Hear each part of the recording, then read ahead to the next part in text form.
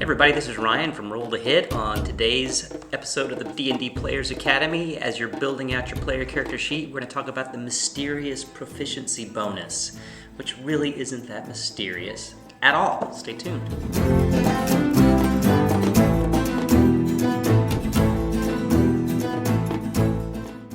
Okay, so proficiency bonus is that plus whatever modifier that kind of sits near the top of the player character sheets in different places for different player character sheet types, but it's essentially up there at the top by itself. +2, +3, big bold numbers. Where does that come from?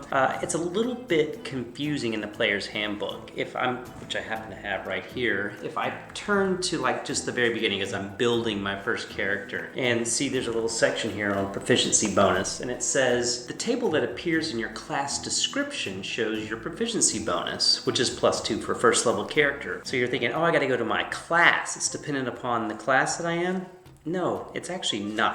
Just if we flip a next page over, there's a table down here on the bottom, and I'll put a picture of it on the screen. That's called Character Advancement. On the right side of that table, there's a column for proficiency bonus, and you can clearly see that it just is a matter of what level your character is. So levels 1 through 4 is a +2, levels 5 through 8 is a +3, 9 through 12 is a +4, 13 through 16 is a +5, and 17 through 20 is a +6. That's all there is to it. That's where your proficiency bonus comes from. Simple. So where there is a little more to the story with regards to proficiency bonus, it is when you add it. So it's easy enough to keep up with what it changes to as you level up. The question then is, what do you add the proficiency bonus to? And it really comes down to what you are proficient in. Your background will give you proficiency in 2 skills. Your class will give you proficiency with weapons. So any skill checks that you make that use those skills that you have proficiency in, you add that bonus to those skill checks. Same thing with the weapons. Any weapons that you are proficient in, you add that proficiency bonus to your attack rolls. Not to damage, but to attack rolls. And just to close out the conversation on proficiency bonus, I want to bring it back to the specific class of character you're creating, since we're really talking about filling out the player character sheet. So in each class description, there's a section called Class Features.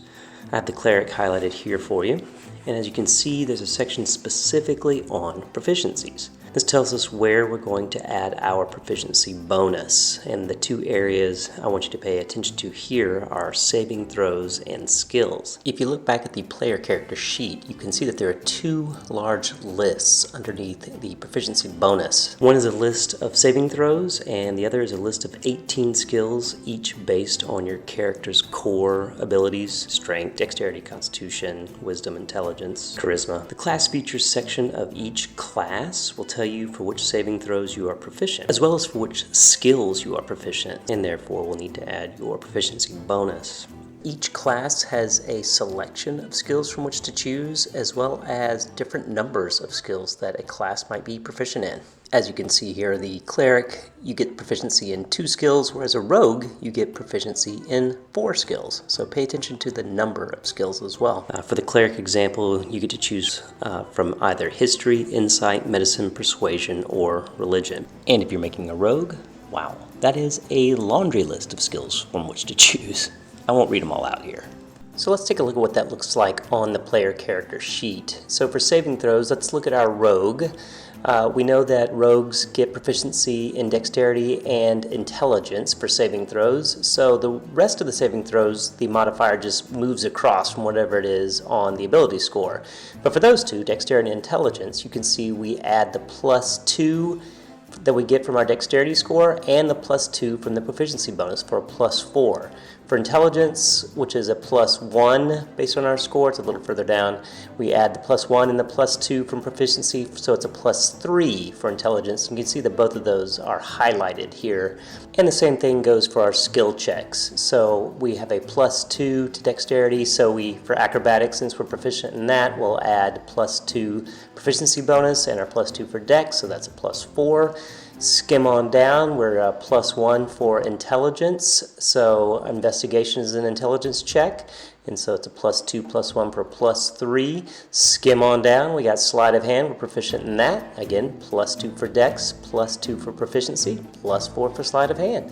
See how that works? When we do our demonstration videos creating the player character sheet from scratch, you may want to reference back to this video if you need to revisit any of these nuances. Hopefully this is getting more clear for you though. Nonetheless, I think it will all make more sense when we bring it all together in the demo. Alright folks, that's the lesson on Proficiency Bonus. If you like this video, please like it by hitting the thumbs up, subscribe by hitting the little button over there, and share it with your friends. Thanks, we'll see you next time.